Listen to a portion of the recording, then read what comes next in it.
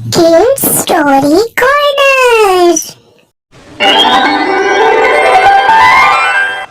एक समय की बात है। मीनू चिड़िया एक घोंसले पर अपने दो बच्चों के साथ रहती थी। मीनू चिड़िया के बस दो ही बच्चे थे। एक का नाम सोनू चिड़ा था तो दूसरे का नाम सोनी चिड़िया था। बाकी चिड़ियाओं की तरह मीनू चिड़िया भी बहुत ही मेहनती थी। वे बहुत मेहनत करती थी क्योंकि उसे अपने बच्चों का पेट भी तो पालना था। सोनू चिड़ा और सोनी चिड़िया अभी बहुत ही छोटे थे। वे बिल्कुल भी उड़ने के काबिल न थे। इसीलिए मीनू चिड़िया उन्हें रोजाना समझाया करती। देखो सोनू चिड़ा सोनी चिड़िया, अभी तुम दोनों बहुत ही छोटे हो, बिल्कुल भी उड़ने के काबिल नहीं हो। मैं अभी दाना जमा करने जा रही हूँ। मेरे जाने के बाद तुम लोग बिल्कुल भी उड़ने की कोशिश मत करना। तुम दोनों अभी बहुत ही छोटे हो, तुम लोगों के पर भी अभी सही से नहीं निकलेंगे, तुम लोग नहीं उड़ पाओगे, इसीलिए मैं जा रही हूँ, तुम लोग बिल्कुल भी मत उड़ना। ये कहकर मीनू चिड़िया दाना जमा करने जाती है। दाना जमा करते करते मीनू चिड़िया को बहुत ही देर हो जाती है। जब वे अपने घोंसले में वापस आती है तो सोनू चिड़ा और सोनी चिड़िया दोनों ही घोंसले में उड़ने की कोशिश कर रहे होते हैं। वे लोग जोर जोर से उछल रहे होते हैं। सोनू चिड़ा सोनी चिड़िया, मैंने तुम लोगों को मना किया था, उड़ने की कोशिश भी मत करना, लेकिन तुम लोग मेरी बात मानते ही नहीं हो। हमारा घोंसला बहुत ही ऊंचाई पे है, अगर तुम में से कोई नीचे गिर गया तो वे नहीं बचेगा। अभी तुम्हारे पर ठीक से नहीं निकलेंगे, जब निकल जाएंगे तभी मैं तुम्हें उड़ना सिखाऊंगी। मीनू चिड़िया रोजाना ऐसे ही सोनू चिड़े और सोनी चिड़िया को समझाया करती और दाना जमा करने जाती। लेकिन जब मीनू चिड़िया वापस आकर देखती तो सोनू चिड़ा और सोनी चिड़िया दोनों उड़ने की कोशिश ही कर रहे होते। मैं क्या करूं? ये बच्चे मेरी सुनते भी तो नहीं है। इनको कितना मना करती हूँ कि उड़ने की कोशिशें मत किया करो, लेकिन फिर भी ये लोग नहीं सुधरते। अब मैं हर वक्त इनके पास तो बैठी नहीं रह सकती ना, मुझे दाना जमा करने भी तो जाना होता है। अब मैं क्या कर सकती हूँ? जो होगा देखा जाएगा। मैं दाना जमा करने तो जाऊंगी, वरना हम तो भूख से ही मर जाएंगे। फिर अगले दिन सुबह होते ही मीनू चिड़िया दोबारा से अपने बच्चों को समझाती है और दाना जमा करने के लिए चली जाती है। मीनू चिड़िया जल्दी जल्दी दाना जमा कर रही होती है क्योंकि उसे सोनू चिड़ा और सोनी चिड़िया की बहुत ही फिक्र थी। वहाँ घोंसले में सोनू चिड़ा और सोनी चिड़िया दोनों उड़ने की कोशिशें कर रहे होते हैं। वे दोनों बहुत ही जोर जोर से उछल रहे होते हैं। काफी देर से वे दोनों उड़ने की कोशिशें कर रहे होते हैं।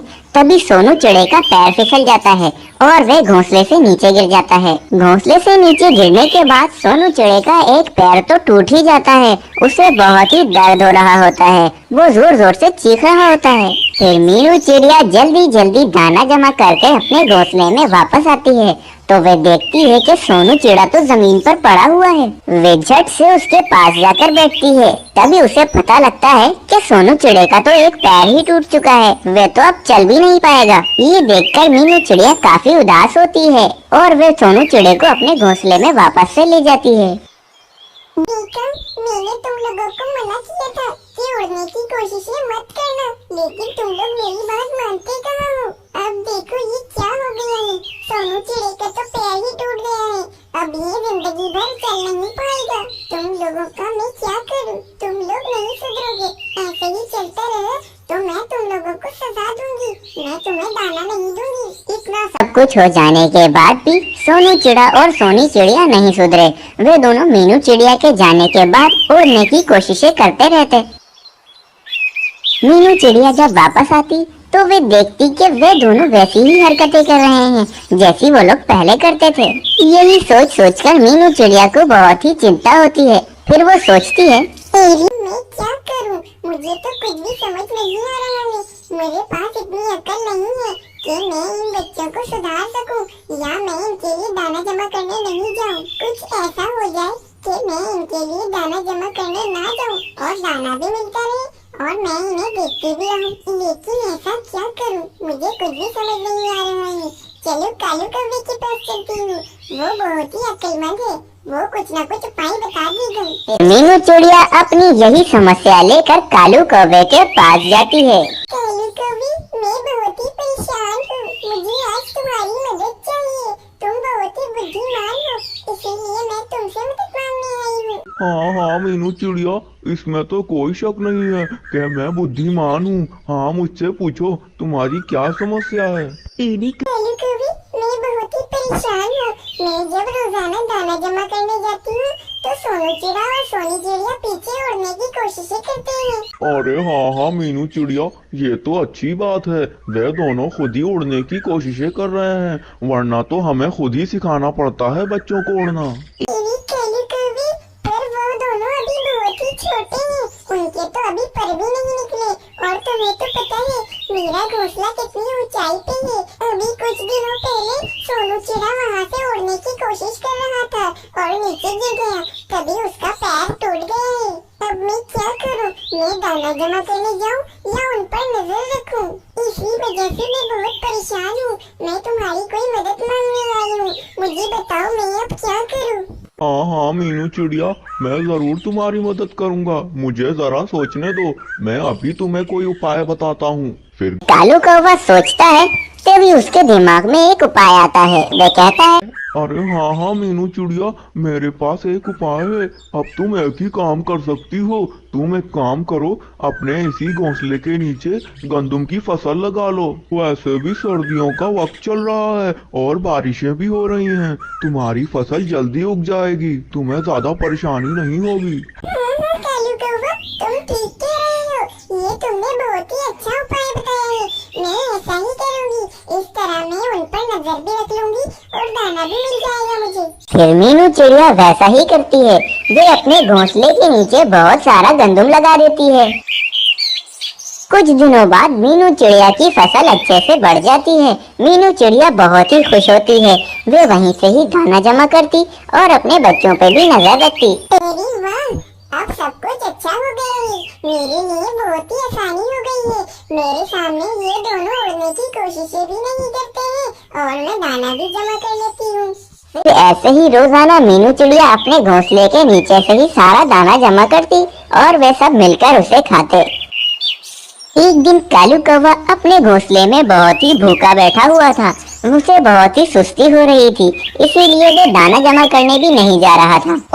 ओ मैं क्या करूं? मुझे कितनी भूख लग रही है, मेरा तो पेट ही फट जाएगा।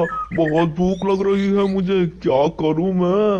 अरे हाँ हाँ, अब तो एक ही काम कर सकता हूँ। मैंने मीनू चिड़िया को उपाय बताया था, उसने जरूर अपना घोंसले के नीचे बहुत सारा गंदम लगाया होगा। वहीं से जाके गंदम खा लेता हूँ। फिर कालू कौवा उड़ता हुआ जाता है और मीनू चिड़िया की फसल खाने लगता है। हाँ, अब जाकर आनंद आया है। इतनी भूख लग रही थी मुझे। मीनू चिड़िया ने तो बहुत ही अच्छी फसल लगाई है। कितनी सारी फसल है यहाँ पर। वाकई मीनू चिड़िया बहुत ही मेहनती है, उस जैसा कोई नहीं है। चलो अब मैंने बहुत खा लिया है, अब यहाँ से चला जाता हूँ, वरना मीनू चिड़िया मुझे देख लेगी। फिर कल कालू कौवा वापस से अपने घोंसले में चला जाता है। कालू कौवा तो वैसे ही बहुत ही आलसी था, उसे काम करने की बिल्कुल भी आदत ना थी, इसीलिए वो अब रोजाना मीनू चिड़िया की फसल से ही दाना खाता। हाँ, वाह भाई वाह, जब बैठे बैठाए दाना मिल रहा है तो मैं भला ढूंढ कर दाना क्यों खाऊं? फिर ऐसे ही रोजाना कालू कौवा मीनू चिड़िया का दाना खाता और आराम से वापस अपने घोंसले में आकर बैठ जाता। फिर एक दिन कालू कौवा मीनू चिड़िया की फसल से दाना खा रहा था, तभी मीनू चिड़िया कालू कौवे को देखकर वहीं पर आ गई। अरे मीनू चिड़िया, तुम यहाँ पर कैसे? अरे मैं भी क्या पूछ रहा हूँ, ये फसल तो तुम्हारी ही है, तुम ही तो होगी यहाँ पर, और कौन होगा भला? कालू कौवे, मैं ही तो यहाँ पर होती हूँ। रोजाना मैं यहाँ से अपना दाना जमा करती हूँ, पर आज आप यहाँ कैसे आ गए? अरे मीनू चिड़िया, वह मैं काफी देर से दाना ढूंढ रहा था, पर मुझे दाना नहीं मिल रहा था, इसीलिए मैं आज यहाँ पर आ गया। ठीक है कालू कौवे, पर अब तुम रोजाना यहाँ से दाना मत खाना। ये मैंने अपने बच्चों के लिए फसल लगाई है, इसे कोई और खाएगा तो ये बहुत ही जल्दी खत्म हो जाएगी। हाँ मीनू चिड़िया ठीक है, मैं वैसे भी रोजाना यहाँ से नहीं खाता हूँ, मैं बहुत ही मेहनती हूँ, मेहनत करके खाता हूँ मैं। चलो अब मैं वापस जाता हूँ, मेरे को अपने घर में आराम भी करना है। फिर कालू कौवा वापस से अपने घोंसले में चला जाता है। उसे बहुत ही चिंता हो रही होती है। अरे मैं क्या करूं, मैं तो रोजाना मीनू चिड़िया के ही फसल से खाता था, लेकिन अब तो उसे पता लग गया है। आज के बाद तो वो मुझे बिल्कुल भी अपनी फसल से नहीं खाने देगी। इसी बारे में कालू कौवा सोच रहा होता है, तभी उसके दिमाग में एक उपाय आता है। अरे हाँ हाँ, मीनू चिड़िया ने कहा था कि उसने वे फसल अपने बच्चों के लिए लगाई है। अगर उसके बच्चे ही नहीं होंगे तो वो उस फसल का क्या करेगी। मैं उस मीनू चिड़िया के दोनों बच्चों को घोंसले से नीचे गिरा देता हूँ। उसके बच्चे मर जाएंगे तो मीनू चिड़िया उस फसल का क्या करेगी। फिर तो सारी की सारी फसल पे मैं कब्जा कर लूंगा और खूब मजे से खाऊंगा उसे। फिर जब रात में मीनू चिड़िया अपने घोंसले में सो रही होती है, तभी कालू कौवा वहाँ पर आता है और मीनू चिड़िया के दोनों बच्चों को घोंसले से नीचे गिरा देता है। नीचे गिरते ही उन दोनों बच्चों की मृत्यु हो गई। कालू कौवा मन ही मन बहुत ही खुश हो रहा था।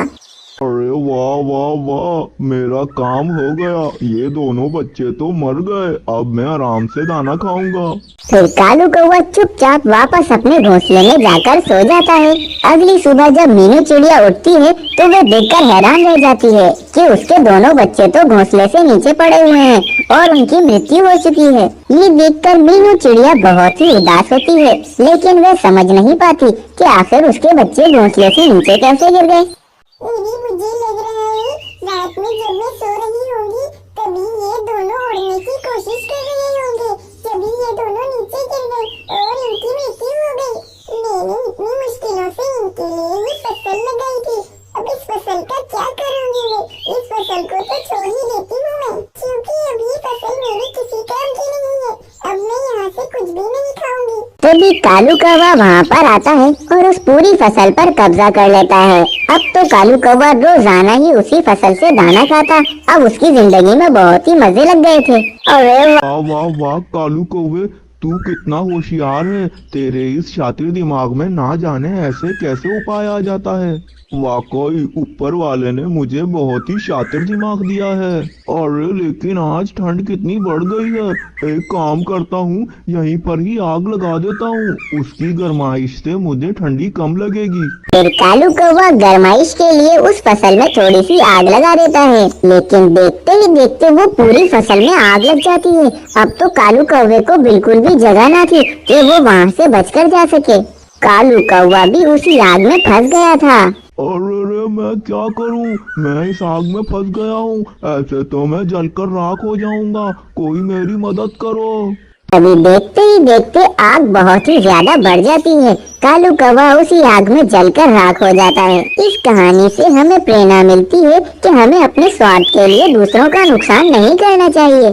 कालू कौवे ने अपने स्वार्थ के लिए मीनू चिड़िया के बच्चों को घोंसले से नीचे गिरा दिया, इसीलिए आज उसके साथ ऐसा हुआ।